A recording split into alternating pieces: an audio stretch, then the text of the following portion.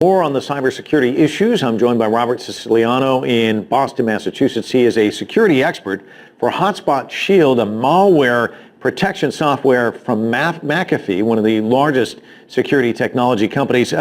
Well, Robert, you just heard what the president kind of outlined. It's just kind of broad strokes. Is he hitting all the right notes?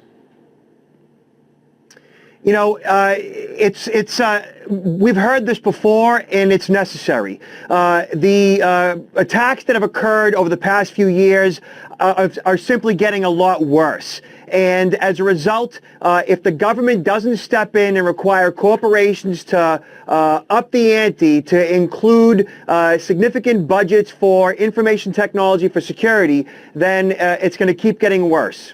Is this kind of a wake-up call, though? I mean, we saw Sony, we saw what happened yesterday, although there are some people, and I want to get your thoughts on this, who just see yesterday's incident as more kind of an embarrassment than really an attack, some calling it cyber vandalism.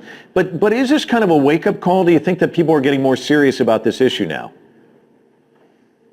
You know, we've had a lot of wake-up calls over the past year, and the recent hacks are no exception. You know, when you have personal information leaked that's not just usernames and passwords and social security numbers and credit card numbers, but internal communications that ultimately damage relationships and people's reputation and so forth, you know, that affects them for the rest of their lives. So, you know, it is about time that Obama steps up to the plate and basically holds these corporations' feet to the fire and requires strict legislation to increase the security within. Robert, talk to me about the distinction. You know, we keep hearing all these different phrases, cyber vandalism.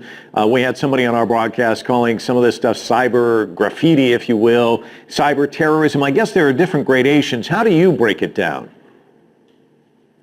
Well, you know, unless somebody is actually physically harmed or hurt, then I can't consider much of this terrorism in any way. Certainly, graffiti and vandalism, you know, you have criminals essentially that are making statements, some in behalf of terrorist organizations, others just to make a name for themselves, others for ransomware and extortion. So there's a number of labels that you could put on it. Cyber war, I really can't call much of this cyber war. In the end, many of the motivations are for fun and fame and also, of course, financial gain.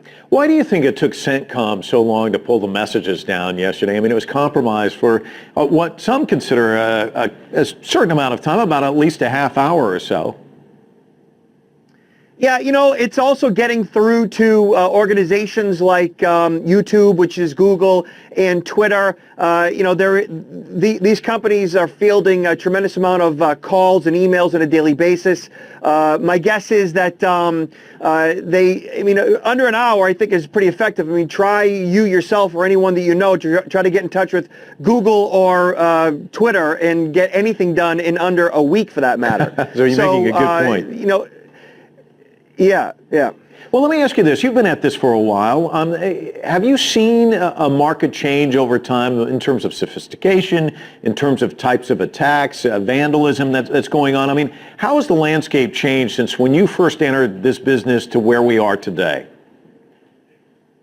Well, you know, you've heard the term hackers are more sophisticated than ever. It's been used and abused, but it's simply true. They're organized more than ever, and they're more today more than anything. They're hacking humans. They're hacking human beings. They're hacking them via phishing emails. They're sending off emails that look like they're coming from legitimate entities, and they've gotten really good at sending across communications that look like they're coming from internal communications, from coworkers, from legitimate entities.